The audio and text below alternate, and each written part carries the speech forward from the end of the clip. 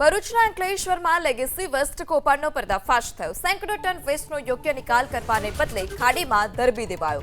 વૈજ્ઞાનિક ઢબે 3 સ્ટેજમાં વેસ્ટનો નિકાલ કરવાનો હોય છે।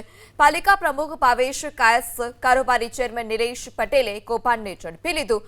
કોન્ટ્રાક્ટર તરફથી જમીન અને પાણીના સ્ત્રોતને દૂષિત કરાઈ રહ્યા છે। પાલિકાએ કોન્ટ્રાક્ટરનું 95 લાખનું પેમેન્ટ અટકાવ્યું। કોન્ટ્રાક્ટરે કચરો હટાવવાની બાહેંધરી આપી પોતાનો બચાવ પણ કર્યો।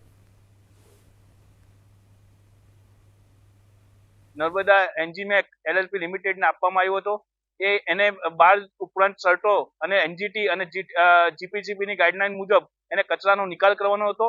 તારીખ 1/2/2026ના રોજ અમને જાણ થતા અમે લોકો તપાસ કરતા એને એ કચરાનો આરડીએફનો ઢગલો અમારી સાઈડથી 1.5 થી 2 કિલોમીટર નજીક એક ખેતરમાં ડમ્પિંગ કર્યું, જે અમે પકડી પાડ્યું હતું અને એના એજન્સીને જાણ કરવામાં આવી હતી કે ભાઈ તું અહીંયા ડમ્પિંગ કેમ કર્યું। તો એને 2 દિવસ પછી એના જે પાર્ટનર્સ હતા એ અમારી નગરપાલિકા ઓફિસે આવીને ખુલાસો કરેલ છે કે આ કચરો એ લોકોએ ડમ્પિંગ કરેલ છે અને એ લોકોને એનો નિકાલ કરશે। નગરપાલિકાએ એમની પાસેથી બાંહેધરી લીધી છે કે તમારે નિકાલ કરી અને સંપૂર્ણ ગવર્મેન્ટની ગાઈડલાઈન મુજબ કામ કરવાનું રહેશે।